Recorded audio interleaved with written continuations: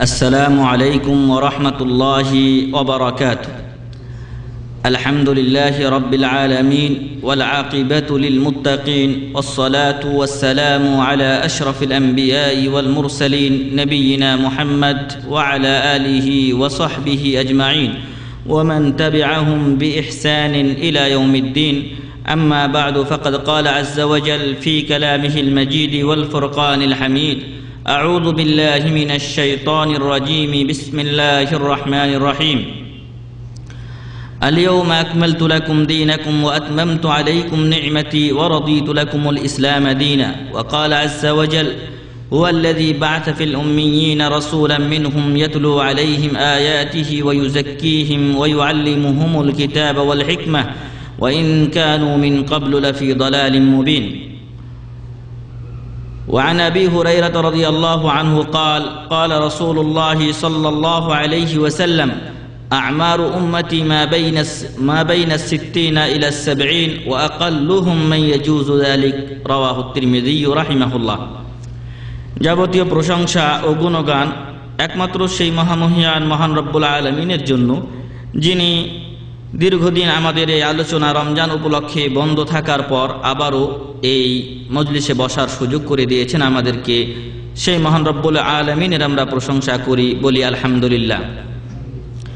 দরুদ ও শান্তির ধারা বর্ষিত হোক প্রিয় নবী মুহাম্মদুর রাসূলুল্লাহ সাল্লাল্লাহু আলাইহি ওয়াসাল্লামের উপরে, যিনি আমাদের জন্য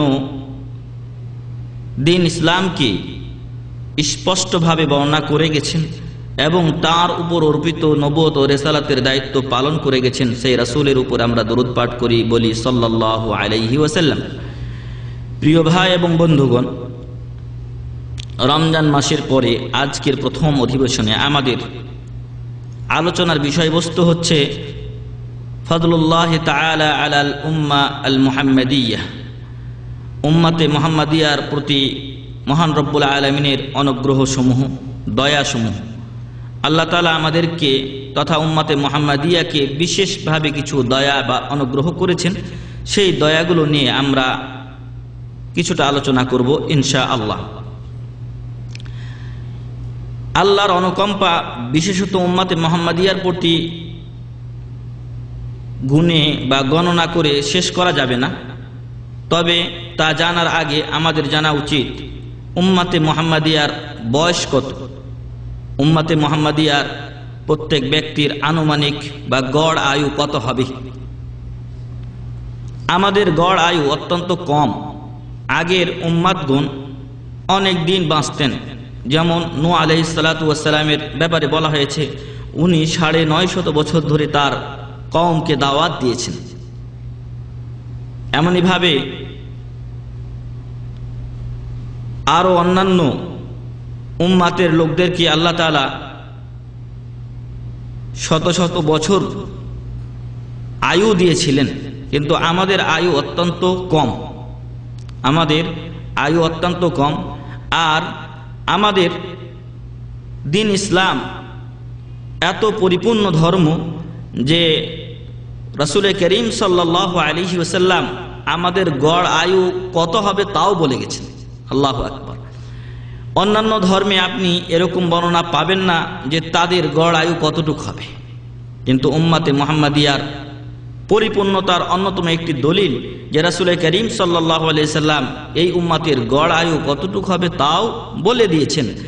হাদিসে এসেছে, আন আবি হুরায়রা রাদিয়াল্লাহু আনহু قال قال رسول الله صلى الله عليه وسلم। আবু হুরায়রা রাদিয়াল্লাহু আনহু থেকে বর্ণিত, তিনি বলছেন রাসূল করিম সাল্লাল্লাহু আলাইহি ওয়াসাল্লাম ইরশাদ করেন, আ'মারু উম্মতি মা বাইনা 60 ইলা 70। আমার উম্মতের বয়স হবে 60 থেকে 70 এর মধ্যে। 60 থেকে 70 এর মধ্যে আমাদের গড় আয়ু হবে। বেশিরভাগ লোক 60 এবং 70 এর মাঝে ইন্তেকাল করবে, অনেকে তার আগেও ইন্তেকাল করবে। তবে স্বাভাবিক যেটা, অধিকাংশ মানুষ 60-70 এর মধ্যে ইন্তেকাল করবে, এটা রাসূল করিম সাল্লাল্লাহু আলাইহি সাল্লাম আগে আমাদেরকে বলে গেছেন। তারপর তিনি বলছেন, ওয়া আকাল্লুহুম মান ইয়াজুজু যালিক।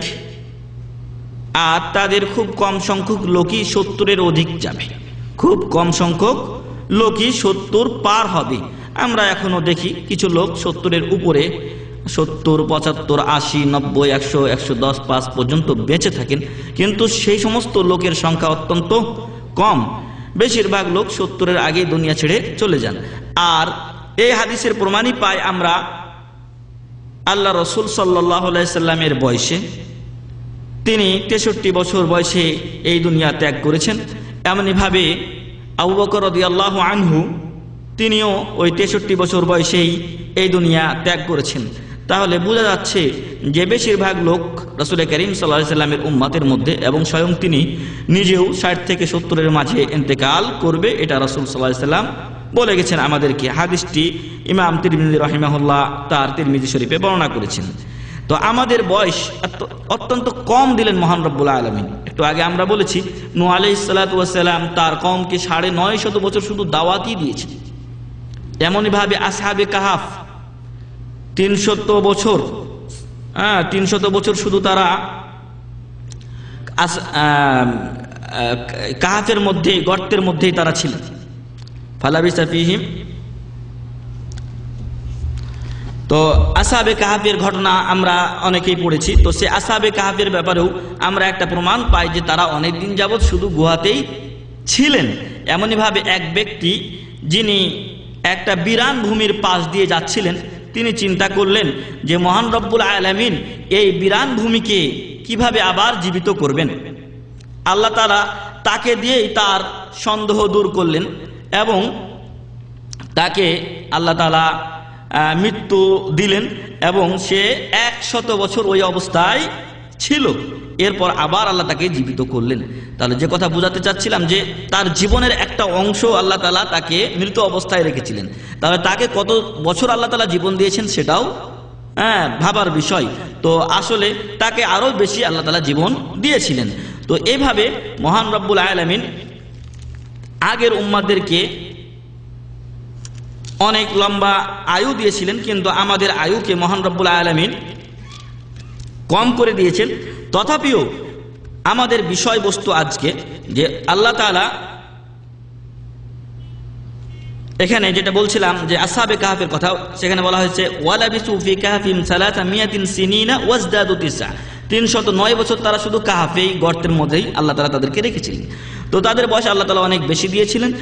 আর 40 সানা মুসা আলাইহিস সালামের ব্যাপারে বলা হয়েছে তার কওম 40 বছর ধরে ময়দানে শুধু ঘোরাফেরাই করেছে। তো ওদের বয়স আরো কত বেশি ছিল। তো তাদেরকে বয়স বেশি দিয়েছিলেন, তারা নেকি কামানোর সুযোগ বেশি পেয়েছে। কিন্তু আমাদের বয়স দেওয়া হলো 60 থেকে 70-এর মধ্যে। আর আমরা এই অল্প বয়স নিয়ে কি করে তাদের স্বাদ ধরতে পারি? তাই মহান রব্বুল আলামিন উম্মাতে মুহাম্মাদিয়ার উপর খাস করে কিছু দয়া করেছেন। আর ওই দয়াগুলোর মাধ্যমে, ওই অনুদানগুলোর মাধ্যমে, ওই নিয়ামতগুলির মাধ্যমে আল্লাহ তাআলা আমাদেরকে তাদের পর্যন্ত পৌঁছার বা তাদের চাইতে অগ্রগামী হওয়ার সুযোগ করে দিয়েছেন। এই বিষয়ে আজকে আমরা ইনশাআল্লাহ আলোচনা করব। তো আল্লাহ রাসূল সাল্লাল্লাহু আলাইহি ওয়াসাল্লাম বললেন আমাদের গড় আয়ু হবে 60 থেকে 70 বছরের মধ্যে। আর এই 70 বছরের অতিক্রম করবে খুব কম সংখ্যক লোক, এটা আমরা হাদিস থেকে জানতে পারলাম। আর মহান রব্বুল আলামিনের যে অনুগ্রহ দয়া আমাদের প্রতি তথা উম্মতে মুহাম্মাদিয়ার প্রতি, তার মধ্যে সর্বপ্রথম যে নিয়ামত মহান রব্বুল আলামিনের পক্ষ থেকে সেটা হচ্ছে আল ইসলাম। আল্লাহ তাআলা আমাদেরকে ইসলাম দিয়েছেন এবং এই ইসলামকে আল্লাহ তাআলা পরিপূর্ণ করেছেন। এই ইসলামকে আল্লাহ তাআলা পরিপূর্ণ করেছেন, এখানে কোনো ঘাটতি রাখেননি। এমন নয় যে আমি আপনি ইসলামে কিছু জিনিস নিব এবং বিধর্মীদের কাছে কোনো কিছুর মুখাপেক্ষী হব, এমনটি আল্লাহ আমার আপনার জন্য এই ইসলামকে অপূর্ণ রেখে এমনভাবে আমাকে আপনাকে অন্যের কাছে দ্বারস্থ হওয়ার সুযোগ করে রাখেননি, বরং সেই সুযোগ, সেই দ্বার বন্ধ করে দিয়ে আমাকে আপনাকে ইসলাম আল্লাহ তাআলা পরিপূর্ণ করে দিয়েছেন। তাই আল্লাহ বলছেন আল ইয়াউমা আকমালতু লাকুম দীনাকুম ওয়া আতমামতু আলাইকুম নি'মাতি ওয়া রাদিতু লাকুমুল ইসলামা দীনা। আল্লাহ তাআলা দিন ইসলামকে পরিপূর্ণ করে দিয়েছেন আমাদের জন্য এবং নিয়ামত তার নিয়ামতকে আমাদের উপর পরিপূর্ণ করেছেন। ওয়া রাদিতু লাকুমুল ইসলাম দীনা, এবং আল্লাহ তাআলা আমাদের জন্য ইসলাম ধর্মকে দিন হিসাবে চয়ন করে সন্তুষ্ট হয়েছেন আল্লাহ তাআলা। অতএব আল্লাহ তাআলার মনোনীত এবং সন্তুষ্ট যেটাতে আল্লাহ তাআলা খুশি হন সেই ধর্ম হচ্ছে ইসলাম। আর এই ইসলামকে আল্লাহ তাআলা আমাদের জন্য পরিপূর্ণ করেছেন, এটা আল্লাহর সবচেয়ে বড় নিয়ামত এবং তিনি আমাদেরকে সেই ইসলামের অনুসারী করেছেন এবং সেই পথের পথিক করেছেন, এটা আল্লাহর সবচেয়ে বড় নিয়ামত। 2 নাম্বার হচ্ছে যে আল্লাহ তাআলা আমাদের উপর যে সকল বা তথা উম্মতে মুহাম্মাদিয়ার উপর যে সকল অনুগ্রহ করেছেন তার মধ্যে 2 নাম্বার হচ্ছে যে আল্লাহ তাআলা আসমানি কিতাব শুধু নাজিল করেই ছেড়ে দেননি এবং আমাদেরকে দিন ইসলাম দিয়েই বলে দেননি যে তোমাদেরকে দিন ইসলাম দিলাম, তোমরা যেভাবে পারো সেভাবে তোমরা চলাফেরা করো। যদি এমনটি হতো তাহলে যে দলগুলো এখন হয়েছে এর চাইতে আরো মনে হয় কোটি কোটি দল বেশি হয়ে যেত। কিন্তু আল্লাহ তাআলা আমাদের দিক নির্দেশনার জন্য যাতে আমরা সুন্দরভাবে চলতে পারি, এখনো আমরা যখন কোনো টিম গঠন করি তখন টিমের একজন নেতা থাকে, তার কথা অনুযায়ী আমরা চলি। বিভিন্ন সময় বিভিন্ন স্থানে খেলাধুলা হয় অথবা অন্য কোনো কাজের জন্য যখন কোনো টিম গঠন হয়, দেখবেন সব জায়গায় একজন কোচ নিয়োগ হয় অথবা একজন প্রধান নিয়োগ হন যিনি তার অধীনস্থ লোকদেরকে পরিচালনা করেন যাতে করে বিশৃঙ্খলা সৃষ্টি না হয়। মহান রব্বুল আলামিন আমাকে আপনাকে তথা বিশ্বের মানুষগুলিকে সঠিক পথে পরিচালনার জন্য এমনইভাবে যুগে যুগে নবী ও রাসূল প্রেরণ করেছেন, তাদেরকে আসমানি কিতাব দিয়েছেন। আর এরই সূত্র ধরে আল্লাহ তাআলা আমাদের নিকটে পাঠিয়েছেন বিশ্বের সর্বশ্রেষ্ঠ মানুষ এবং বিশ্বের সর্বশ্রেষ্ঠ রাসূল মুহাম্মদুর রাসূলুল্লাহ সাল্লাল্লাহু আলাইহি ওয়াসাল্লামকে। এটা উম্মতে মুহাম্মাদিয়ার প্রতি অন্যতম একটা অনুগ্রহ মহান রব্বুল আলামিনের। আল্লাহ বলছেন সূরাতুল জুমআর 2 নম্বর আয়াতে, হুয়াল্লাযী বাআসা ফিল উম্মিয়িনা রাসূলাম মিনহুম ইয়াতলু আলাইহিম আয়াতিহি ওয়া ইউযাক্কিহিম ওয়া ইউআল্লিমুহুমুল কিতাবা ওয়াল হিকমাহ ওয়া ইন কানু মিন ক্বাবলু লাফি দালালিন মুবিন। আল্লাহ তো তিনি যিনি প্রেরণ করেছেন ফিল উম্মিয়িন, আনপড়দের মধ্যে, নিরক্ষরদের মাঝে। অনেকেই এখানে এসে তাল হারিয়ে ফেলেন, উম্মি বলে মূর্খ বলে দেন, উম্মি মূর্খ জাহেল অজ্ঞদের মাঝে এ কথা বলেন, কিন্তু আসলে উম্মি শব্দের শাব্দিক অর্থ হচ্ছে নিরক্ষর। অনেক ব্যক্তি আছেন যে তিনি কিছু পড়তে পারেন না, কিন্তু তার কাছে আপনি পরামর্শ নিতে যান, আপনাকে সুন্দর পরামর্শ দিবে। তার জ্ঞানের কাছে অনেক শিক্ষিত ব্যক্তির জ্ঞানও হার মানবে, কিন্তু তিনি নিরক্ষর, অক্ষর হয়তো পড়তে জানেন না, লিখতেও জানেন না, এমন অনেক লোক আছেন। তো আল্লাহ তাআলা বললেন ফিল উম্মিয়িন, নিরক্ষরদের মাঝে পাঠিয়েছেন, বলেননি ফিল জুহাল, জাহেলদের মাঝে আমি পাঠিয়েছি, অজ্ঞদের মাঝে, এ কথা বলেননি। এই জন্য অনেকে বলে দেয় যে জাহেল ছিলেন, নিরক্ষর ছিলেন, নাউজুবিল্লাহ। রাসূল কারীম নিরক্ষর তো এটা সঠিক আছে, কিন্তু জাহেল ছিলেন, অজ্ঞ ছিলেন, এরকম অর্থ যারা করে তারা ভুল অর্থ করে। উম্মি মানে জাহেল, অজ্ঞ এরকম না, বরং উম্মি মানে নিরক্ষর, তার অক্ষর জ্ঞান ছিল না, তিনি কোনো কিছু দেখে পড়তে পারতেন না, কিন্তু আল্লাহ তাকে নিজের প্রদত্ত জ্ঞান দিয়েছিলেন, যেই জ্ঞানের মাধ্যমে আল্লাহ তাআলা তাকে সব মাখলুকের উপরে শ্রেষ্ঠত্ব দিয়েছেন।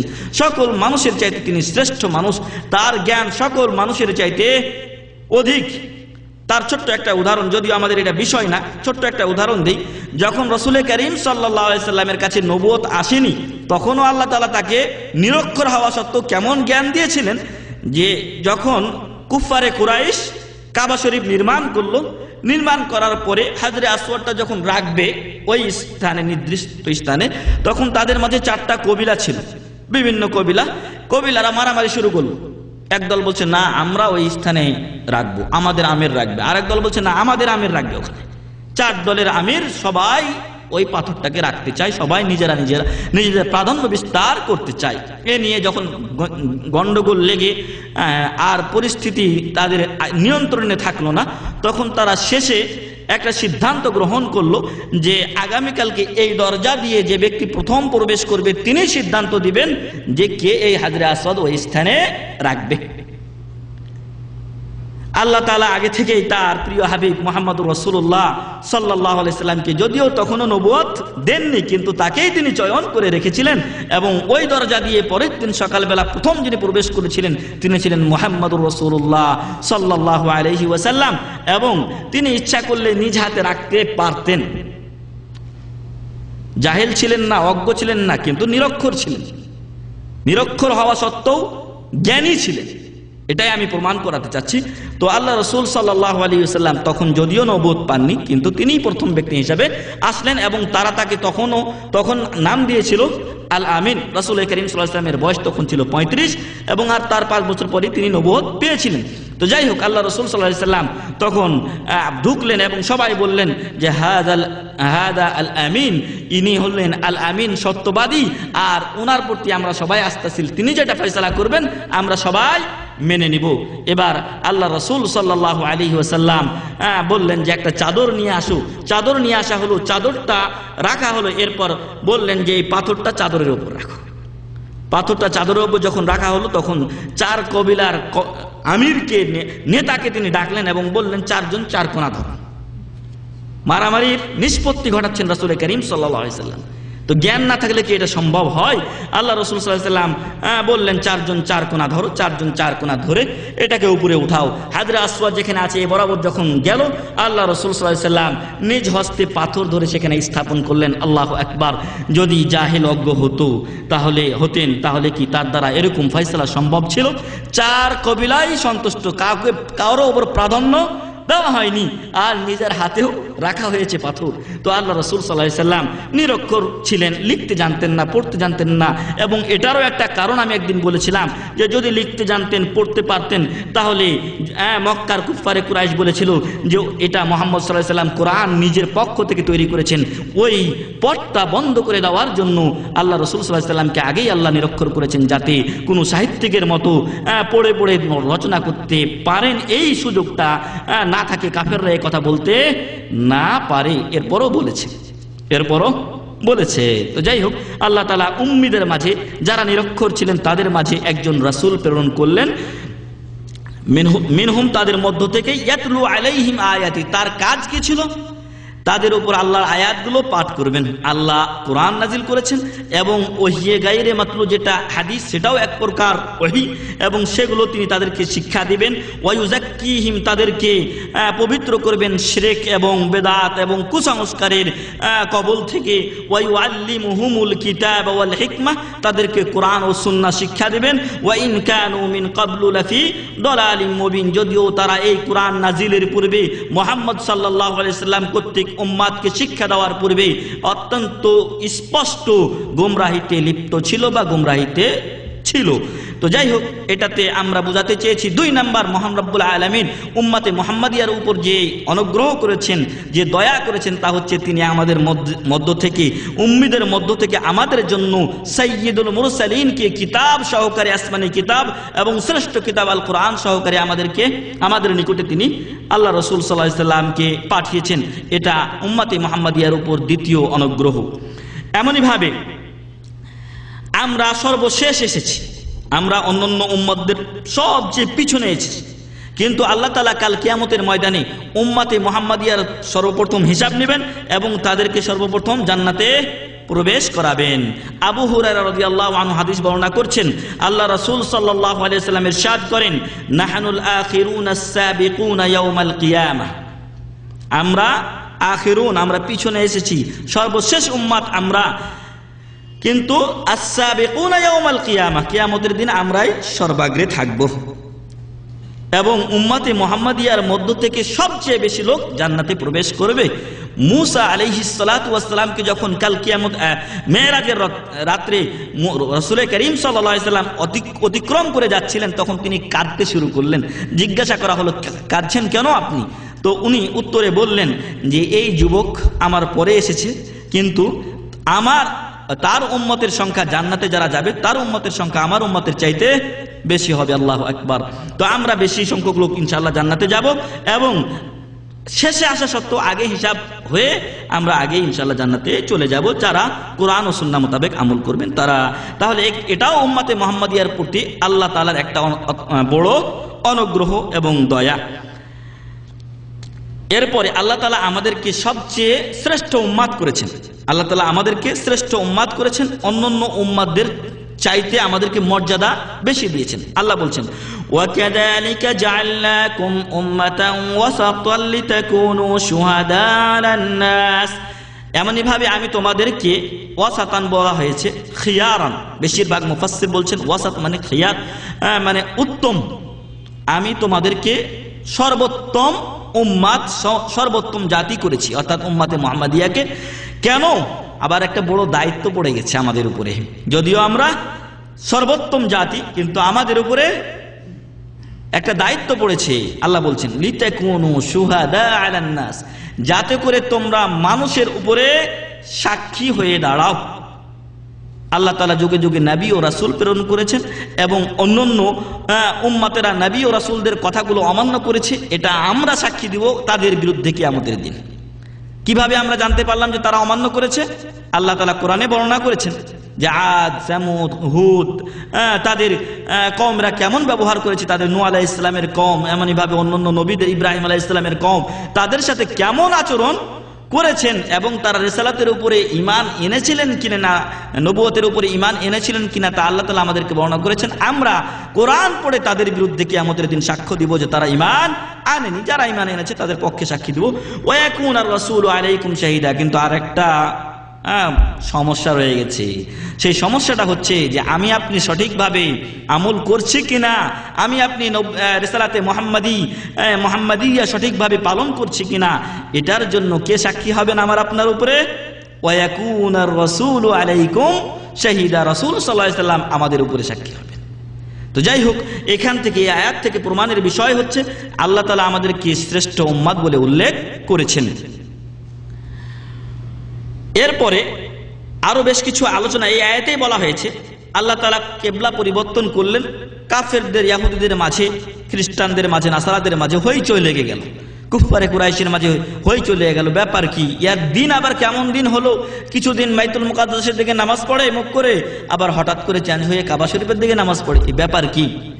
তো আল্লাহ তাআলা বলছেন এই ঘটনাকে উল্লেখ করে, ওয়ামা জাআলনাল কিবলাতাল্লাতী কুনতা আলাইহা ইল্লা লিনা'লামা মান ইয়াত্তাবি'ুর রাসূলা মিম্মান ইয়ানকালিবু আলা আকিবাইহি ওয়া ইন কানাত লাকাবীরাতান ইল্লা আলাল্লাযীনা হাদাল্লাহ।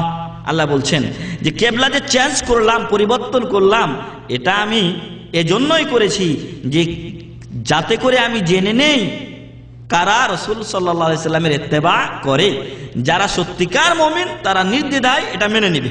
যেরকম আবু বকর সিদ্দিক রাদিয়াল্লাহু আনহুকে যখন বলা হয়েছিল যে তোমার সাদিক, তোমার বন্ধু বলে যে রাত্রে ঘুরে এসেছে বাইতুল মুকাদ্দাস, ওখান থেকে 7 আসমান গেছে, আবার ফিরে এসেছে, আবার বাইতুল মুকাদ্দাসে 2 রাকাত নামাজ পড়েছে, সকল নবীদের ইমামতি করেছেন তিনি। তো এগুলো হাস্যকর ব্যাপার নয় কি? আমরা বাইতুল মুকাদ্দাসে যেতে আমাদের অনেক সময় লাগে, 1 মাস চলে যায়, 2 মাস চলে যায়, আর রাত্রের কিছু অংশে নাকি গেছে আবার ঘুরে এসেছে। আবু বকর সিদ্দিক রাদিয়াল্লাহু আনহু বলেছিলেন যদি এটা মুহাম্মদ বিন আব্দুল্লাহ এবং আব্দুল মুত্তালিবের দৌহিত্র মুহাম্মদ সাল্লাল্লাহু আলাইহি সাল্লাম বলে থাকেন তাহলে সত্য বলেছেন। আল্লাহ তাআলা বললেন যে আমি কিবলা পরিবর্তন করলাম এই জন্যই যাতে করে জেনে নেই কারা রাসূল সাল্লাল্লাহু আলাইহি সাল্লামের অনুসরণ করে আর কারা করে না। তো যারা আল্লাহ রাসূল সাল্লাল্লাহু আলাইহি সাল্লামের ইত্তেবা সঠিকভাবে করেনি তারা ওই সময় দেখা গেছে অনেক লোক বিপদগামী হয়ে গেছে। কিবলা পরিবর্তনের কারণে তারা দ্বিধাদ্বন্দ্বে পড়ে গেছে। কেমন দিন? একদিন বাইতুল মুকাদ্দাসের দিকে নামাজ পড়তে বলে, আর একদিন কাবার দিকে মুখ ফিরিয়ে নিতে বলে। আল্লাহ তাআলা এটা করেছেন যাতে করে রাসূল সাল্লাল্লাহু আলাইহি সাল্লামের ইত্তেবাকারী অনুসারীদেরকে তিনি চিনে নেন, জেনে নেন। তারপর বলছেন যে এই বিষয়টা যারা মুমিন, যারাদেরকে আল্লাহ তাআলা হেদায়েত করেছেন তারা ছাড়া অন্যদের উপরে অত্যন্ত বড় বিষয়, কিন্তু মুমিনদের কাছে এটা স্বাভাবিক একটা বিষয়। আল্লাহ তাআলা এটা করতে পারেন, মামুলি বিষয় আল্লাহর কাছে। যিনি সারা পৃথিবী সৃষ্টি করলেন, আসমান জমিন সৃষ্টি করলেন, আমাকে আপনাকে সৃষ্টি করলেন, সবকিছু সৃষ্টি করলেন, সেই আল্লাহর কাছে কিবলা পরিবর্তনটা একটা মামুলি ব্যাপার। আল্লাহ বলছেন ওয়া ইন কানাত লাকাবীরাতান, এটা অত্যন্ত একটা বড় বিষয়, ইল্লা আলাল্লাযীনা হাদাল্লাহ, তবে আল্লাহ তাআলা যাদেরকে হেদায়েত দিয়েছেন তারা কোনো প্রশ্ন করেনি, তারা সাথে সাথে নামাজেই চেঞ্জ হয়ে গেছেন। মসজিদে কিবলাতাইন আপনারা মদিনায় গিয়ে দেখে আসেন, সেই মসজিদে কিবলাতাইন একই নামাজ 2 রাকাত বাইতুল মুকাদ্দাসের দিকে পড়েছেন সাহাবীরা, 2 রাকাত মক্কাতুল মুকাররমা বা মক্কা শরীফের দিকে মসজিদুল হারামের দিকে বাইতুল্লাহ শরীফের দিকে মুখ করে পড়েছেন। তো যাদেরকে আল্লাহ হিদায়াত দিয়েছেন তাদের জন্য এটা অত্যন্ত সহজ ব্যাপার, মামুলি ব্যাপার। ওয়ামা কানাল্লাহু লিইউদিয়া ঈমানাকুম, আর আল্লাহ তাআলা তোমাদের ঈমানকে নষ্ট করবেন না। অর্থাৎ যখন বাইতুল মুকাদ্দাসের দিক থেকে কিবলা পরিবর্তন করে বাইতুল্লাহ শরীফের দিকে করা হলো, তখন অনেকে চিন্তা করলো যে আমাদের অনেক আত্মীয় স্বজন বাইতুল মুকাদ্দাসের দিকে নামাজ পড়তে পড়তে ইন্তেকাল করেছেন অলরেডি, তো ওদের সালাতগুলো কি হবে, ওদের নামাজগুলো কি হবে? আল্লাহ তাআলা বললেন ওয়ামা কানাল্লাহু লিইউদিয়া ঈমানাকুম, আল্লাহ ওদের ঈমান নষ্ট করবেন না। ওরা যে সালাতগুলো কায়েম করেছেন, আদায় করেছেন বাইতুল মুকাদ্দাস মুখী হয়ে, সেই সালাতগুলো আল্লাহ নষ্ট করবেন না। এই আয়াতে ইমাম আবু হানিফা রাহিমাহুল্লাহ প্রতিবাদ করা হয়েছে। ইমাম আবু হানিফা রাহিমাহুল্লাহ ঈমানের মাসআলার ক্ষেত্রে একটা খুবই বড় ভুল করে গেছে, আর সেটা হচ্ছে যে আমরা ঈমানের সংজ্ঞাই জানি যে ঈমান হলো মুখে উচ্চারণ, অন্তরে বিশ্বাস, কাজে বাস্তবায়ন করা। কিন্তু ইমাম আবু হানিফা রাহিমাহুল্লাহ উনি বলছেন যে ঈমান মুখে উচ্চারণ, অন্তরে বিশ্বাস, খালাস, এটার নাম ঈমান। কাজ করাটা ঈমান নয়, ঈমানের অন্তর্ভুক্ত নয়, তবে কাজ করা ওয়াজিব, তবে ঈমানের মধ্যে অন্তর্ভুক্ত করেননি। আল্লাহ তাআলা সালাতকে অর্থাৎ আমলকে ইমাম আবু হানিফা রাহিমাহুল্লাহ ঈমানের অন্তর্ভুক্ত করেননি। আর আল্লাহ তাআলা সালাত এটা আমল, সালাত আমল না, সালাত হচ্ছে আমল। আর ওই সালাতকে আল্লাহ তাআলা ঈমান বলে কোরআনে উল্লেখ করেছেন, বলছেন ওয়ামা কানাল্লাহু লিইউদিয়া ঈমানাকুম, আল্লাহ তোমাদের ঈমান নষ্ট করবেন না। ঈমান মানে সালাত নষ্ট করবেন না, সালাতকে আল্লাহ ঈমান বলে উল্লেখ করেছেন। অতএব আমল যেটা সেটা ঈমান, আমল যেটা সেটা ঈমানের অন্তর্ভুক্ত। ইকরার বিল লিসান, অন্তরে মুখে উচ্চারণ, অন্তরে বিশ্বাস, সাথে অবশ্যই আমল লাগবে, না হলে ঈমান হবে না। এটাই আল্লাহ তাআলা এখানে বুঝালেন। তারপরে বললেন যে ইন্নাল্লাহা বিন-নাসি লারাউফুর রহিম, আর আল্লাহ তাআলা মানুষের প্রতি অত্যন্ত দয়াশীল এবং অনুগ্রহশীল। মানুষ ভুল করে যদিও বিপদগামী হয়, আবার যদি ফিরে আসে আল্লাহ তার প্রতি দয়া করবেন, তার তওবা কবুল করবেন, তার ভুল মার্জনা করবেন। সূরাতুল বাকারা 143 নম্বর আয়াত। তাহলে এই আয়াতে আমরা পেলাম সব 1 নাম্বার যেটা মাসলা, 3 নম্বরে আমরা বলেছিলাম, 4 নাম্বার হলো এটা যে আল্লাহ তাআলা আমাদেরকে অন্যান্য উম্মতের উপরে শ্রেষ্ঠত্ব দিয়েছেন এবং আমাদেরকে শ্রেষ্ঠ উম্মত করেছেন। আর এটা আরো স্পষ্টভাবে আল্লাহ তাআলা বর্ণনা করেছেন সূরাত আলে ইমরানের 110 নম্বর আয়াতে। সেখানে তিনি বলছেন কুনতুম খায়রা উম্মাহ, তোমরাই সর্বোত্তম জাতি, তোমরাই সর্বশ্রেষ্ঠ উম্মত। তবে সর্বশ্রেষ্ঠ উম্মতের জন্য আল্লাহ তাআলা কিছু কাজ বলেছেন। আমি আপনি ক্লাসে ফার্স্ট হতে চাই, কিন্তু ঘুমাবো আর লেখাপড়া করব না, এটা কি সম্ভব? আপনি যদি ঘুমান, লেখাপড়া না করেন, তাহলে বড় বড় জিরো দিবে আপনার ওস্তাদ, তখন আমি আপনি লাস্টের কাতারে থাকব। এজন্য যদি খায়রে উম্মাহ হতে চান, উত্তম জাতি হতে চান, উত্তম উম্মত হতে চান, তাহলে কিছু কাজ করতে হবে। সেই কাজগুলোর মধ্যে আল্লাহ রাসূল সাল্লাল্লাহু আলাইহি ওয়াসাল্লাম কিছু কাজ আমাদেরকে শিক্ষা দিয়েছেন। কোরআন তেলাওয়াত করেছেন আমাদের উপরে, সেই কোরআন মানতে হবে। হাদিস আমাদেরকে বলেছেন, সেগুলো মানতে হবে। এরপরে আল্লাহ তাআলা এখানে বিশেষ কিছু কাজ বলছেন। উখরিজাত লিন্নাস, মানবতার কল্যাণের জন্য আমাদেরকে আল্লাহ তাআলা সৃষ্টি করেছেন। তাহলে মানুষের অকল্যাণ করা খায়রে উম্মতের কাজ নয়। আমাদের কাজ হবে যে আমরা সর্বদা মানুষের কল্যাণকামী হব, মানুষের ভালো কিছু আছে সেই কাজগুলো করারই আমরা চেষ্টা করব, এবং রাসূল করিম সাল্লাল্লাহু আলাইহি সাল্লাম এই কাজটাই করে আমাদেরকে দেখিয়েছেন। এরপর বলছেন যে খায়রে উম্মাহ, তোমরা যে উত্তম জাতি, এজন্য তোমাদের কাজ কি কি হওয়া দরকার? তা'মুরুনা বিল মা'রুফ, কল্যাণের আদেশ করবে, ভালো কাজের আদেশ করবে। ওয়া তানহাউনা আনিল মুনকার, খারাপ কাজের নিষেধ করবে। আমাদের অবস্থা আজকে এমন হয়ে গেছে যে আমরা এই খারাপ কাজে লিপ্ত হয়ে গেছি, আর ভালো কাজের আদেশ তো দূরের কথা, খারাপ কাজের নিষেধ এগুলো সবই আমাদের মাঝ থেকে আজকে উঠে গেছে। এদেশে হাইয়াতুল আমরি বিল মারুফ ওয়ান নাহি আনিল মুনকার আছে, তাদেরও কার্যক্রম আজকে স্তব্ধ হয়ে গেছে। আমরা একদিন গেছিলাম কোনো এক বেদাতি কাণ্ডকে বন্ধ করার জন্য। আমরা আমাদের কাজ আলহামদুলিল্লাহ করে এসেছি, কিন্তু ওদের কাজ আজ পর্যন্ত কোনো ফল আমরা পাইনি, অথচ তারা এই বিভাগে চাকরিজীবী। তো যাই হোক, আমর বিল মারুফের কাজ, নাহি আনিল মুনকারের কাজ, সৎ কাজের আদেশ, অন্যায়ের নিষেধ, এই কাজ আজকে স্তব্ধ হয়ে গেছে। যার ফলে আজকে যেটা মন্দ ওটাই আমার আপনার পরবর্তী জেনারেশন ওটাকে তাদের কৃষ্টি কালচার হিসেবে গ্রহণ করছে। অসৎ কাজ থেকে যদি মানুষকে আমরা নিষেধ না করি তাহলে এক সময় ওটাকেই মানুষ ভালো বলে জানবে। আপনি আমি যদি ধূমপান করি তাহলে আমার আপনার সন্তান ও জানবে আব্বা তো এটা পান করে, খারাপ কিছু না, খাওয়া যায় এটা। তাহলে আমার ছেলে আমার কাছ থেকে শিক্ষা অর্জন করছে যে এটা ভালো জিনিস। তো এটা নাহি আনিল মুনকার। যখন প্রথম সে পান করেছিল, যারা জানে তারা যদি নিষেধ করতেন তাহলে এটা তিনিও বাদ দিতেন, তার সন্তান, এটাতে প্রশ্নই উঠতো না। তো যাই হোক, আল্লাহ তাআলা খায়রে উম্মাহ, উত্তম জাতির প্রথম কাজ বললেন, তোমরা মানবতার কল্যাণে তৈরি হয়েছো। তা'মুরুনা বিল মারুফ, ভালো কাজের আদেশ করবে, ওয়া তানহাউনা আনিল মুনকার, অন্যায় কাজে বাধা দিবে। তো আমাদের উপরে এই দায়িত্বটা আছে, এই দায়িত্বটা আমাদের উপরে বর্তিয়েছে। আমাদেরকে যথাসাধ্য এই কাজ আঞ্জাম দিতে হবে। এখানে হোক, বাড়িতে হোক, যেখানে আমি আপনি আছি সেখানে আমাকে আপনাকে আঞ্জাম দিতে হবে। আর এক্ষেত্রে আল্লাহ রাসূল সাল্লাল্লাহু আলাইহি ওয়াসাল্লামের সেই হাদিস আপনাদেরকে স্মরণ করিয়ে দিচ্ছি, যে হাদিস আবু সাঈদ খুদরি রাদিয়াল্লাহু আনহু বলছেন যে মান রাআ, রাসূল কারীম সাল্লাল্লাহু আলাইহি ওয়াসাল্লাম ইরশাদ করেন, মান রাআ মিনকুম মুনকারান ফালইয়ুগাইয়িরহু বিয়াদিহি ফাইল্লাম ইস্তাতি' ফাবিলিসানিহি ফাইল্লাম ইস্তাতি' ফাবিকলবিহি ওয়া যালিকা আদআফুল ঈমান। তোমরা যখন কোনো খারাপ কাজ দেখবে তখন সেটা হাত দিয়ে বাধা দিবে, মানে যদি আপনার শক্তি থাকে তখন তাকে ধমক দিয়ে এটা বন্ধ করো, এটা বাধা দিবে, এইভাবে বাধা দিবে। আর যদি সেটার না থাকে আমার আপনার ফাইল্লাম ইস্তাতি' ফাবিলিসানি, তাহলে তাকে বুঝিয়ে ভাই এই কাজটা করা। এখন এটা আমাদের বেশিরভাগই হয়ে গেছে, যে ভাই এই কাজটা করিস না, এটা খারাপ। আমাদেরকে প্রথম স্টেপে এখন আমাদের মানে অংশ নাই বললেই চলে, দ্বিতীয় স্টেপে মোটামুটি কিছুটা আছে আমাদের স্থান। যদি আমি আপনি হাত দিয়ে বাধা দিতে না পারি তাহলে আমাকে আপনাকে খারাপ কাজের বাধা দিতে হবে কিভাবে?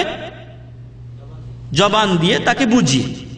আর যদি সেটাও না পারি, অনেক সময় অনেক পরিস্থিতি হয় 10 জন মিলে একসাথে এরকম মানে বাতিল আড্ডা দিচ্ছে, ওখানে আমার কথা বলার মতো সুযোগই নেই।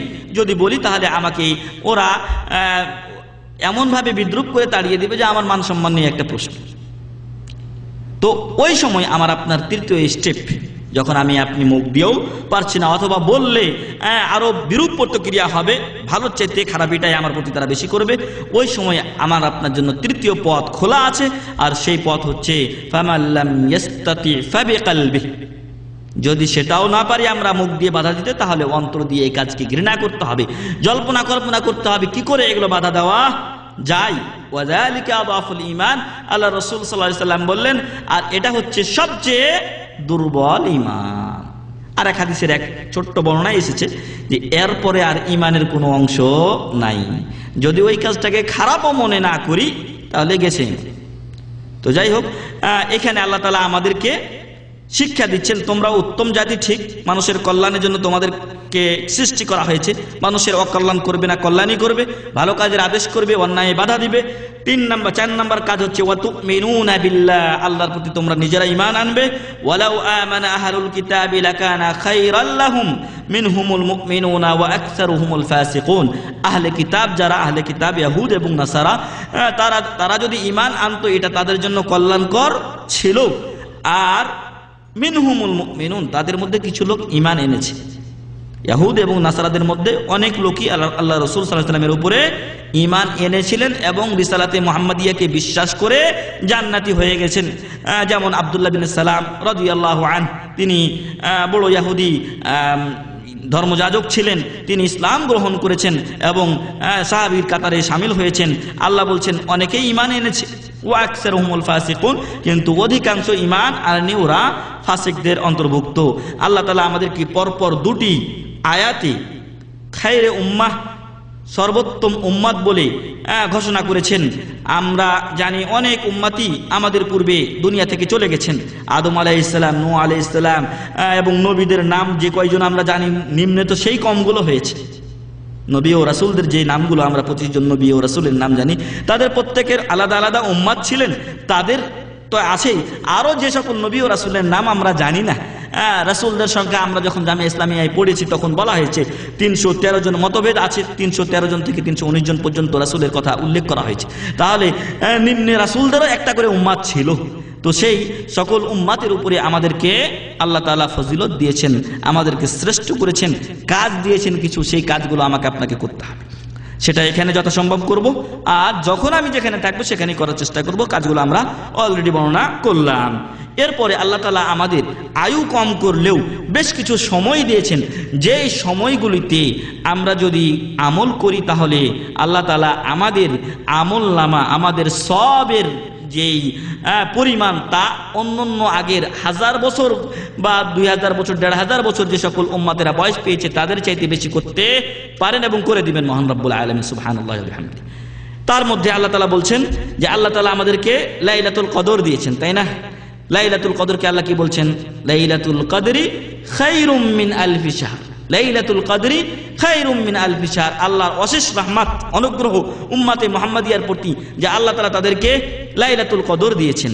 আর লাইলাতুল কদর 1000 মাসের চাইতেও উত্তম, 83 বছরের চাইতেও উত্তম। 1000 মাস 83 বছর, এই 83 বছর চাইতেও যদি উত্তম হয়, আর আমি আপনি যদি 15 বছর বয়স থেকে লাইলাতুল কদর জাগা শুরু করি আর 70 বছর পর্যন্ত আল্লাহ রাসূল সাল্লাল্লাহু আলাইহি ওয়াসাল্লাম আমাদের গড় আয়ু বলেছেন। আচ্ছা 70 বাদ দেন, 65 60 ধরেন, তো 60 পর্যন্ত যদি আপনি আপনার বয়স ধরেন ইনশাআল্লাহ আনুমানিক, তো আল্লাহ তাআলা আমাদের সবার হায়াত দারাজ করে দিন, আল্লাহুম্মা আমিন। তো ধরেন 45 বছর আপনি আমি লাইলাতুল কদর পাচ্ছি, তো 45 বছরে আপনি 83 দিয়ে গুণ দেন, কত আপনার বয়স হয়েছে হিসাব করে দেখেন। তো আল্লাহ তাআলা আমাদেরকে বয়স কম দিলেও আমাদের নেকি কামানোর সুযোগ করে দিয়েছেন, এবং এটা উম্মতে মুহাম্মাদিয়ার প্রতি মহান রব্বুল আলামিনের একটা বিশেষ অনুগ্রহ। আর ওই কাজটা, এই যে লাইলাতুল কদরে আমি আপনি জাগবো, এই লাইলাতুল কদরে জেগে যখন আমি পার করলাম তখন আমি আপনি যেন 83 বছর 83 বছর সমপরিমাণ ইবাদতেই কাটালাম। আল্লাহু আকবার।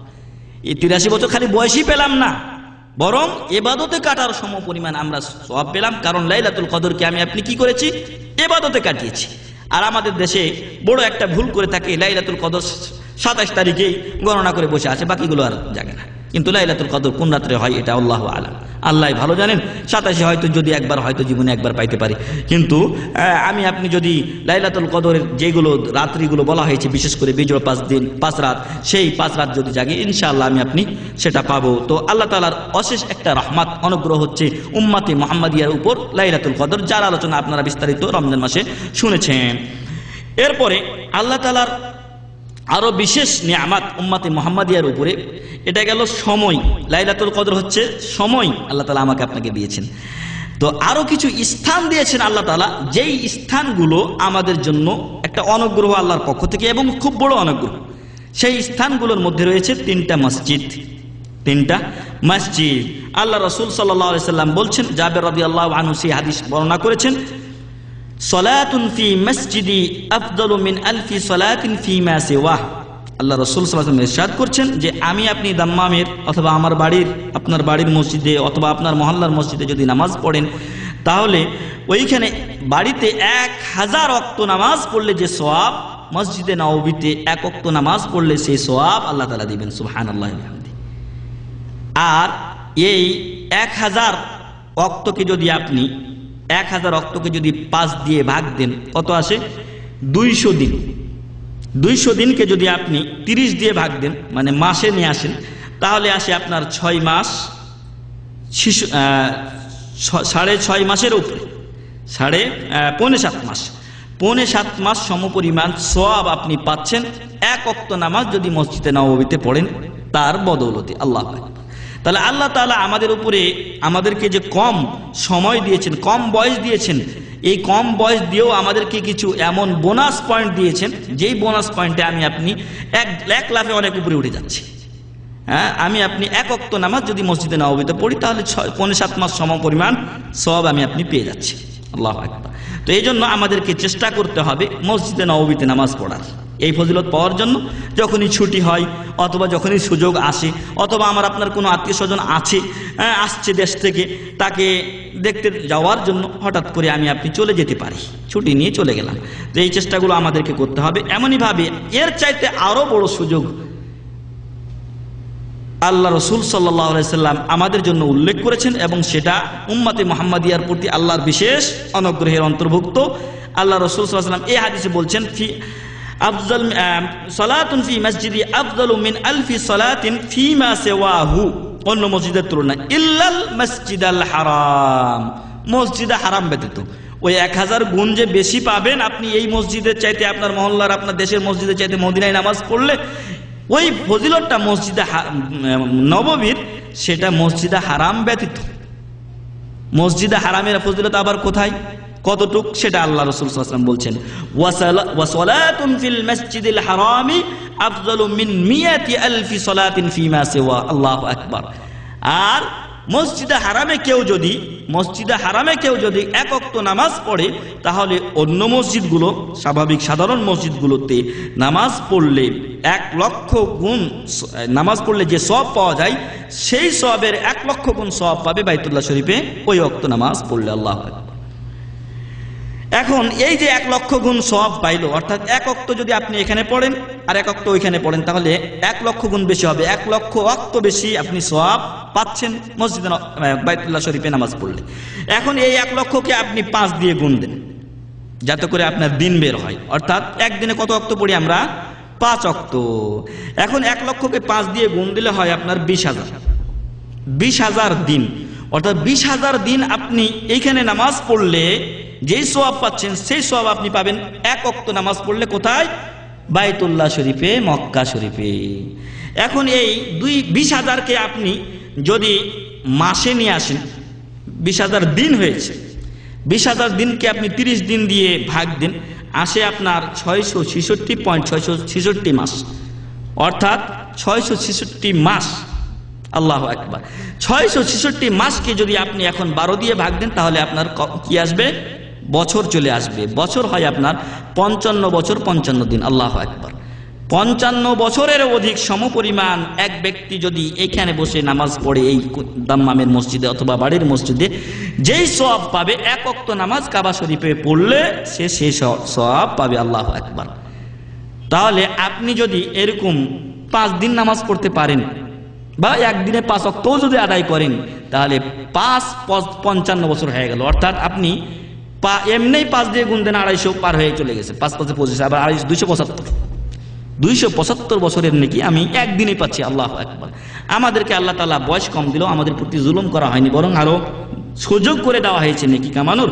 তো এই জন্য আমাদের উচিত হবে যে আমরা যখনই আমরা সুযোগ পাবো, ছুটি নিয়ে হোক অথবা আমার আপনার কোনো আত্মীয় আছে মক্কা শরীফে, হ্যাঁ, মদিনার তুলনায় মক্কায় সব বেশি, এই জন্য মক্কায় আগে যাওয়া দরকার, তারপরও মদিনা শরীফে যাব আমি আপনি ইনশাআল্লাহ। তো আমার আপনার আত্মীয় স্বজন যখন আসি দেশ থেকে, তখন দেখা করার উপলক্ষে চলে যাই, অন্তত আমারও তো 5-7 ওয়াক্ত 10 ওয়াক্ত নামাজ সেখানে হয়ে যাবে। এমনইভাবে কোনো আত্মীয় স্বজন থাকলে অন্তত জিয়ারতে চলে যায় ছুটির সময়। এই চেষ্টাগুলো যেন আমরা করি। আল্লাহ তাআলা আমাদেরকে সে তৌফিক দান করুন, আল্লাহুম্মা আমিন। আরও একটা মসজিদ আছে যে মসজিদের ফজিলত বর্ণনা করা হয়েছে, সেটা হচ্ছে বাইতুল মুকাদ্দাস, যেটা মুসলমানদের প্রথম কেবলা।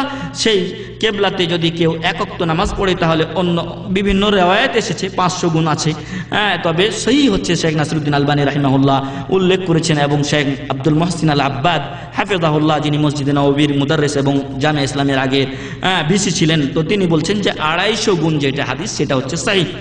আমরা মসজিদে নববীর কথা দেশে জেনে এসেছি 50,000, অনেকেই এটা জানি, আসলে 50,000 না, 1,000 যেটা সেটাই সহিহ।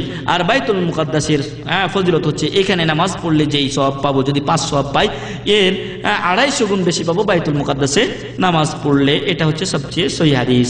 তো যাই হোক, এই স্থানগুলো আল্লাহ তাআলা আমাদেরকে দিয়ে দিয়েছেন যাতে করে আমাদের মর্যাদা বৃদ্ধি পায়, আমাদের সওয়াব বেশি হয়। যদিও আমাদেরকে আমাদের বয়স কম দেওয়া হয়েছে, মা বাইনা 60 ইলা 70, 60 এবং 70-এর মাঝে গড়ায়ু দেওয়া হয়েছে আমাদের, কিন্তু আমাদের সওয়াবের গড়ায়ু আরো বেশি করে দেওয়া হয়েছে। আল্লাহ তাআলা আমাদেরকে 2 হারামাইনে বেশি বেশি সালাত আদায় করে বেশি সওয়াব কামানো তৌফিক দান করুন, আল্লাহুম্মা আমিন।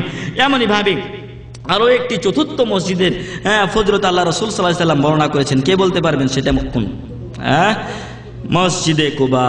সাহল বিন হুনাইফ রাদিয়াল্লাহু আনহু বলছেন আল্লাহ রাসূল সাল্লাল্লাহু আলাইহি ওয়াসাল্লাম ইরশাদ করেন, মান তাতাহহারা ফি বাইতি, এই হাদিসটা মসজিদে কুবার গেটে লেখা আছে, যারা খেয়াল করেছেন তারা পাবেন। মান তাতাহহারা ফি বাইতিহি, যে ব্যক্তি তার বাড়িতে ওযু করলো। আর আমি আপনি যখন মদিনা শরীফে যাই, আমার আপনার বাড়ি আর কই, হোটেলে যেখানে থাকি, অথবা কেউ যদি হোটেল না নিয়ে মসজিদে নববীতেই পড়ে থাকে, ওটাই আমার আপনার বাড়ি। মানে মসজিদে নববী থেকে আপনাকে ওযু করে নিতে হবে, অথবা হোটেল নিলে হোটেল থেকে ওযু করে নেব। আল্লাহ রাসূল সাল্লাল্লাহু আলাইহি ওয়াসাল্লাম ইরশাদ করলেন, মান তাতাহহারা ফি বাইতিহি, যে ব্যক্তি তার বাড়িতে ওযু করবে, তার বাসায় ওযু করবে, যেখানে আছে সেখানে ওযু করবে। সুম্মা আতা মসজিদা কুবা, এরপর মসজিদে কুবাতে আসবে। ফাসাল্লা ফিহি সালাতান, সেখানে এসে এক ওয়াক্ত নামাজ পড়বে। অপর বর্ণনায় এসেছে ফাসাল্লা ফিহি রাকাতাইন, 2 রাকাত নামাজ পড়বে। আমি এমন সময় গেছি যখন নামাজের টাইম নয়, তো আমি গিয়ে তখন 2 রাকাত তাহিয়াতুল মসজিদ, 2 রাকাত নফল নামাজ পড়লাম। ফাসাল্লা ফিহি সালাতান, সেখানে এক ওয়াক্ত নামাজ পড়লো, অথবা 2 রাকাত নামাজ পড়লো। কানা লাহু কাআজরি উমরাহ, তার জন্য রয়েছে একটা উমরার সওয়াব। সুবহানাল্লাহি ওয়া বিহামদিহি। উমরা কবুল হয় কিনা কে জানে? আর উমরার সমপরিমাণ সওয়াব অলরেডি লিখে দেওয়া হচ্ছে।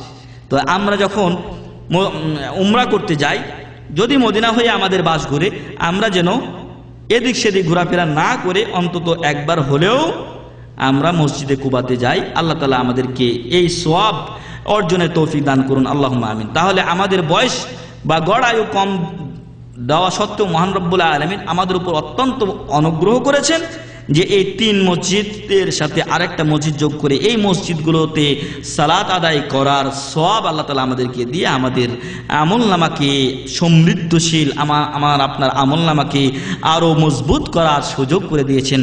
তাই আল্লাহ তাআলার শুকরিয়া করে আমি আপনি শেষ করতে পারবো না। এছাড়াও আরো অনেক অনুগ্রহ দয়া আল্লাহ তাআলা আমার আপনার উপরে, উম্মতে মুহাম্মাদিয়ার উপরে করেছেন। সেগুলোর মধ্যে একটা লম্বা হাদিস এসেছে, সেই হাদিসটা হচ্ছে হাদিসুল ইসরা ওয়াল মি'রাজ। হাদিসটা অনেক লম্বা, এর 2 পৃষ্ঠা, এখান থেকে শুরু হয়েছে, এই পৃষ্ঠা শেষ, এই পৃষ্ঠাও শেষ। তো এখানে আমাদের প্রমাণের বিষয় যেটা আমি প্রমাণ করতে চাচ্ছি সেটা অত্যন্ত সংক্ষিপ্ত আকারে পেশ করতে চাচ্ছি। হাদিসটা অনুবাদ করলে অনেক সময় লাগবে, ওটা 2টা মহাজারা লাগবে, 2 ঘন্টা চলে যাবে। তো আমাদের বিষয় ছিল যে উম্মতে মুহাম্মাদিয়ার প্রতি আল্লাহর বিশেষ অনুগ্রহ, দয়া। সেই দয়ার অংশটুকু হচ্ছে, আপনারা সবাই শুনেছেন মেরাজের ঘটনা, এবং আল্লাহ রাসূল সাল্লাল্লাহু আলাইহি সাল্লামের উপরে তার উম্মতের জন্য এই রাত্রে 5 ওয়াক্ত সালাত ফরজ করা হয়েছিল। প্রথমত আল্লাহ তাআলা কয় ওয়াক্ত ফরজ করেছিলেন? 50 ওয়াক্ত আল্লাহ তাআলা নামাজ ফরজ করেছিলেন, সালাত ফরজ করেছিলেন। এরপরে তিনি ফিরে এসেছিলেন, আসার পথে দেখা হয়েছিল মুসা আলাইহিস সালামের কাছে। মুসা আলাইহিস সালাম বলেছিলেন যে আমার উম্মতকে আমি অনেক পরীক্ষা নিরীক্ষা করে দেখেছি, আমার উম্মত তোমার উম্মতের চাইতে শক্তির দিক দিয়ে বেশি ছিল। এখনো মুসা আলাইহিস সালাম, যা হয়তোবা মিশরে এই এলাকায় ছিলেন, তো দেখেন মিশরের লোকেরা কিন্তু শক্তিশালী, তো তোমার উম্মতের চাইতে আমার উম্মত অনেক শক্তিশালী ছিল, কিছুটা ওদের মানে একটা প্রভাব রয়ে গেছে। তো যাই হোক, তোমার উম্মতের চাইতে আমার উম্মত শক্তিশালী ছিল, তারা তাদের চাইতে ব্রেনই বেশি ছিল, সব দিক দিয়েই ভালো ছিল, মজবুত ছিল। এরপরও তারা যে সকল বিধান তাদের প্রতি নাজিল করা হয়েছিল সেগুলো আদায় করতে পারেনি। আমার অভিজ্ঞতার আলোকে বলছি যে তোমার উম্মত 50 ওয়াক্ত সালাত আদায় করতে পারবে না, অতএব আল্লাহর কাছে ফিরে যাও। এক এক বর্ণনাতে এক এক রকম ভাবে শোনা যায়।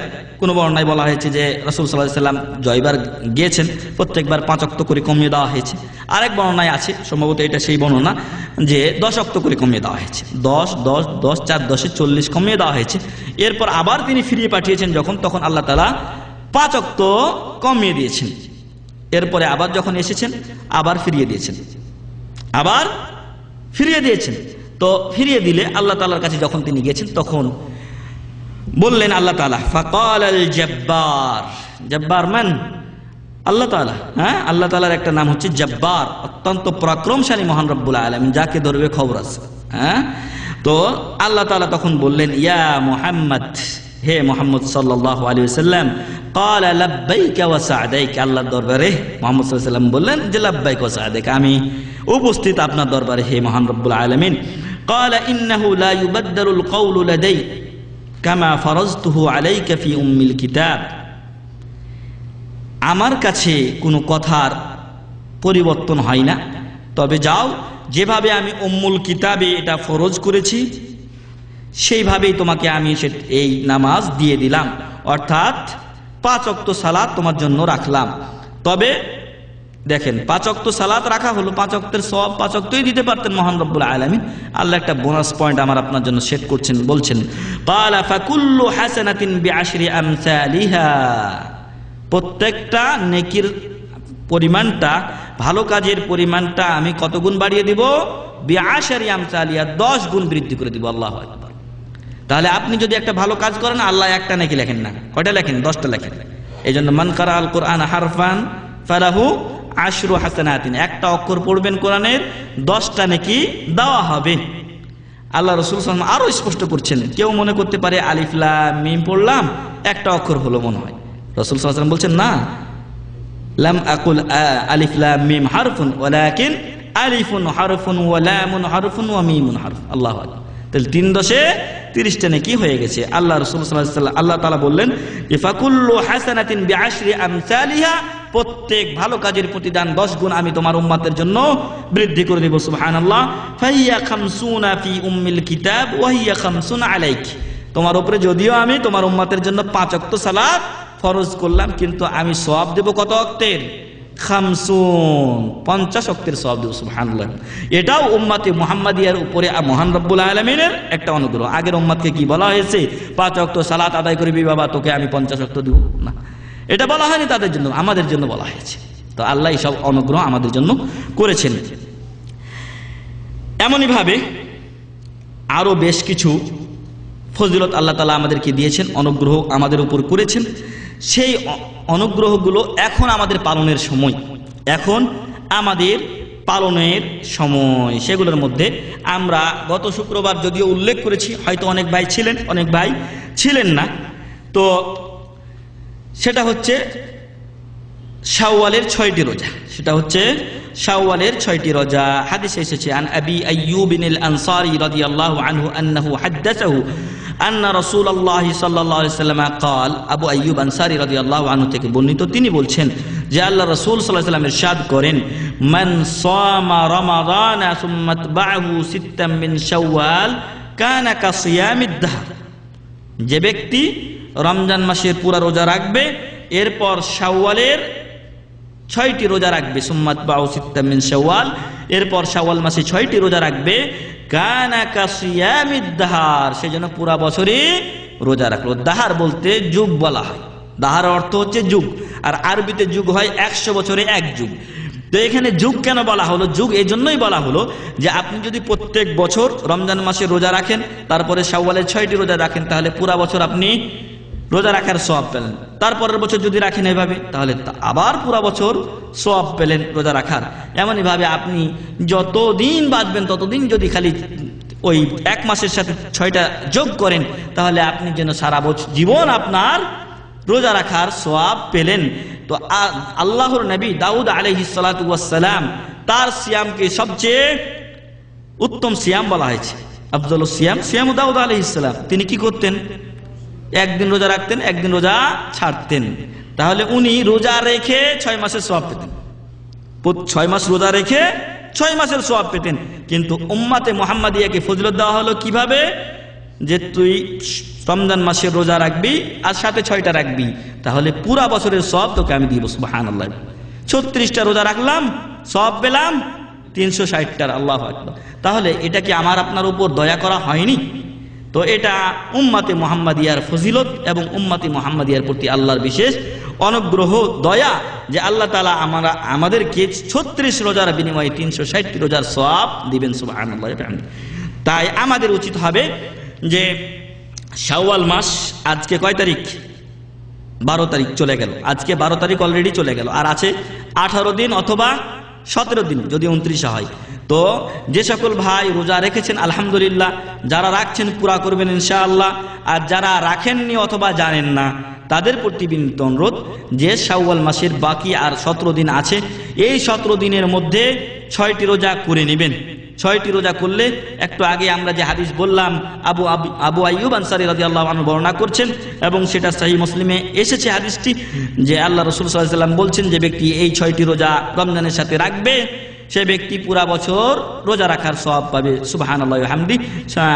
এই সওয়াব থেকে কেউ যেন নিজেকে বঞ্চিত না করেন। তবে গত শুক্রবারের দিন আমরা বলেছিলাম যে কারো উপরে যদি কাজা রোজা থাকে তাহলে তিনি কাজা রোজা আগে আদায় করবেন। একদল উলামা বলছেন যে অবশ্যই আগে কাজা আদায় করতে হবে, এটা লাজেম। তো এই শাইখদের মধ্যে আছেন শেখ মোহাম্মদ বিন সালেহ আল উসাইমিন রাহিমাহুল্লাহ, উনি বলেছেন যেহেতু এটা ফরজ এই জন্য কাজাটা আগে আদায় করতে হবে, কারণ নফলের তুলনায় ফরজের গুরুত্ব বেশি, তাই আগে কাজা করবে তারপরে শাওয়ালের রোজাগুলো করবে। তবে বাকি ওলামারা বলেছেন যে কাজা আদায় করার যদি তার সময় না থাকে, এখন আমি এমন অবস্থায় হয়ে গেছে যে আর মাত্র হয়তো 6 দিনই বাকি আছে শাওয়ালের, 29 তারিখ পর্যন্ত ধরলে, কারণ একদিনের তো ভরসা নাই, একদিনের হতেও পারে নাও হতে পারে। এজন্য আমি যখন 24 তারিখে আছি অথবা 23 তারিখে আছি, তখন আমি এখন যদি আমার 5টা রোজা কাজা হয়েছে বা 2টা রোজা কাজা হয়েছে সেটা আদায় করতে গেলে আমার শাওয়ালের রোজা পূর্ণ হয় না। এজন্য আমি তখন শাওয়ালের রোজা আগে রেখে নেব। আর কাজা রোজা যেহেতু আগামী রমজান পর্যন্ত কাজা রোজার সুযোগ আছে, তাই পরবর্তীতে আমি কাজা রোজা আদায় করে নেব।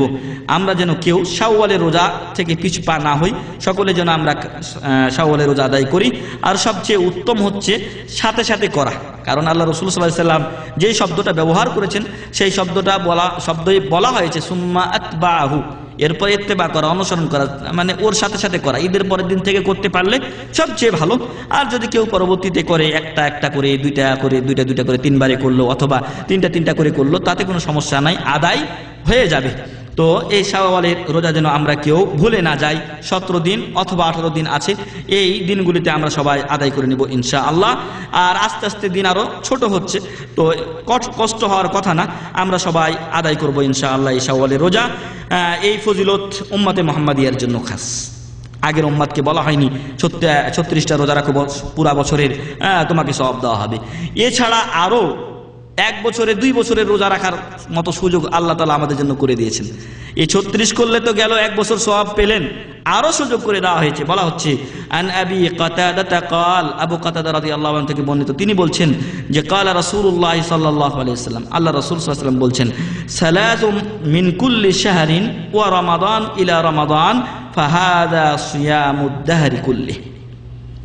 যদি প্রত্যেক মাসে 3টি করে রোজা রাখা হয় তাহলে 12 মাসে কয়টা হয়? 3 বারং 36। আবার যদি এটাকে 10 দিয়ে গুণ দেন কত আসে? 3 10 36 10 360। আরো 1 বছরের সওয়াব আমাদের আমলনামায় লেখা হচ্ছে। আল্লাহু আকবার। আর এই প্রত্যেক এই যে 3টি রোজা রাখবো প্রত্যেক মাসে, সেটা হচ্ছে আইয়ামে বীজের রোজাগুলি, আরবি মাসের 13, 14, 15 তারিখ, আরবি মাসের 13, 14, 15 তারিখ, এই 3 দিন রোজা রাখলে 12 মাসের 3 বারং 36টি রোজা হয়। আরও আপনি 1 বছর রোজা রাখার সমপরিমাণ সওয়াব পেলাম। হাদিসের অর্থ দাঁড়ায় যে ওয়া রমাদান ইলা রমাদান ফাহাদা সিয়ামুদ দাহরি কুল্লি। কেউ যদি প্রত্যেক রমজানে রোজা রাখে এমনইভাবে প্রত্যেক মাসে 3টি করে রোজা রাখে, সেই জন্য সারা জীবন আজীবন রোজা রাখলো, সেই জন্য আজীবন রোজা রাখলো, তাহলে এরও ফজিলত বলা হয়েছে। এমনইভাবে আমরা লিফলেট একটা টাঙ্গিয়েছি, যদিও সেটা আমরা বড় লিফলেট সিস্টেম না থাকার কারণে ফটোকপির আমরা বড় করে ছাপাতে পারিনি। সেখানে শেষে একটা বলা হয়েছে যে আল্লাহ রাসূল সাল্লাল্লাহু আলাইহি ওয়াসাল্লাম ইরশাদ করছেন সোমবার এবং বৃহস্পতিবারের দিন আমলনামা আল্লাহর কাছে পেশ করা হয়, অতএব ওই 2 দিন আল্লাহ রাসূল সাল্লাল্লাহু আলাইহি ওয়াসাল্লাম রোজা রাখা পছন্দ করতেন, এবং ওই 2 দিন তিনি রোজা রাখতেন। যদি কোনো ভাই রোজা রাখতে চান তাহলে তিনি ওই 2 দিন যেন রোজা রাখেন। বিশেষ করে যারা শাবাব আছেন, আল্লাহ রাসূল সাল্লাল্লাহু আলাইহি ওয়াসাল্লাম তাদের জন্য বলছেন যে ইয়া মা'শারাস শাবাব মান ইসতাতা মিনকুমুল বা'আতা ফালইয়াতাযাওয়াজ। তোমাদের মধ্যে যারা সামর্থ্য রাখে, আর সামর্থ্য 2 রকম, একটা হচ্ছে শারীরিক দৈহিক যে ক্ষমতা, আর একটা হচ্ছে অর্থনৈতিক ক্ষমতা। এখন অনেকের দৈহিক ক্ষমতা থাকে কিন্তু অর্থনৈতিক ক্ষমতা থাকে না। এখন অর্থনৈতিক ক্ষমতা না হওয়া পর্যন্ত আমার দৈহিক ক্ষমতা সামর্থ্য যেটা, এটাকে দমন করে রাখার জন্য আল্লাহ রাসূল সাল্লাল্লাহু আলাইহি ওয়াসাল্লাম বলছেন, ইয়া মা'শারাশ শাবাব মান ইসতাতা'a মিনকুম ফালিয়াতাযাওয়াজ মান ইসতাতা'a মিনকুমুল বা'আতা ফালিয়াতাযাওয়াজ। যার সামর্থ্য আছে সে যেন বিয়ে শাদী করে। ওয়া মান লাম ইসতাতি' ফালাইহি বিস-সাওম। আর যারা, সে নারী হোক, যুবক হোক অথবা যুবতী হোক, ওয়া মান লাম ইসতাতি', যে বিয়ে শাদীর সামর্থ্য রাখে না, টাকা পয়সা তার কাছে নেই, সে যেন ফালাইহি বিস-সাওম, সে যেন রোজা রাখে। ফাইন্না লাহু উইজা, এই রোজা তার যে চাহিদা আছে সেটাকে কি করবে? দমন করবে। তো আমরা একসাথে দুইটার আমল করতে পারি। আমি এটাই বোঝাতে চেয়েছি যে যারা হয়তো বিয়ে শাদী করতে পারছেন না, বিদেশের মাটিতে আছেন, তো তারা একদিক দিয়ে যদি এই সোমবার বৃহস্পতিবারের রোজা রাখেন তাহলে রাসূল সাল্লাল্লাহু আলাইহি ওয়াসাল্লামের সুন্নাতের উপর আমল হবে। আর এই যে মাকসাদ, যেটা দমন করা নিজের চাহিদাকে, সেটাও আপনার আমার হয়ে যাবে। তো এই 3 প্রকার রোজা আমরা যেন পালন করি, নফল রোজা এগুলো, যদিও কিন্তু ফজিলত অত্যন্ত বেশি। এমনইভাবে আরও বেশ কিছু রোজা আছে, ইনশাল্লাহ আমরা শেষ করছি এখনই। যেরকম আরাফার দিবসের রোজা, এমনইভাবে আরাফার দিবসের রোজা কেউ যদি রাখে, তবে হাজীদের জন্য রোজা রাখাটা ঠিক না। যারা আরাফায় অবস্থান করেন তাদের জন্য রাখাটা ঠিক না। আর যারা বাইরে আছেন তারা এই দিবসে রোজা রাখবেন। এই দিবসের রোজা রাখার ফজিলত হচ্ছে যে পূর্বের এবং আগামী 2 বছরের গুনাহ আল্লাহ তাআলা মাফ করে দেন, সুবহানাল্লাহি ওয়া বিহামদিহি। তাহলে গুনাহ একদিক দিয়ে শেষ, আর একদিক দিয়ে সারা বছর রোজা রাখা, এগুলো করলে সারা বছর রোজা রাখার সওয়াব পেলাম, তাহলে সওয়াবের শেষ নেই। উম্মতে মুহাম্মাদিকে আল্লাহ তাআলা এভাবে ফজিলত দিয়েছেন। এমনইভাবে আরেকটা রোজা আছে, সেই রোজাটা কিসের? মুহররমের রোজা। মুহররমের রোজা যদি কেউ রাখে, আল্লাহ রাসূল সাল্লাল্লাহু আলাইহি সাল্লাম বলেছিলেন, যে বছর রেখেছিলেন সে বছর শুধু 10ই মুহররম রেখেছিলেন, কারণ পরবর্তীতে আর ছিল না, সুযোগ ছিল না তার জন্য।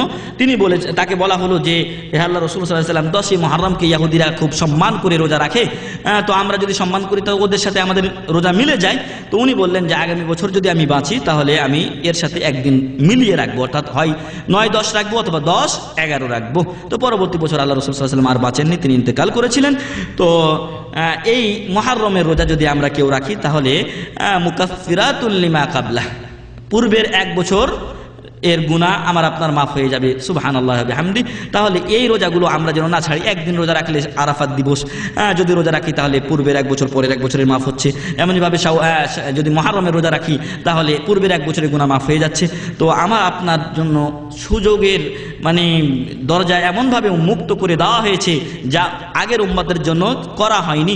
এ সকল জিনিসের মাধ্যমে উম্মতে মুহাম্মাদিয়াকে ফজিলত দেওয়া হয়েছে, অনুগ্রহ করা হয়েছে মহান রব্বুল আলামিনের পক্ষ থেকে।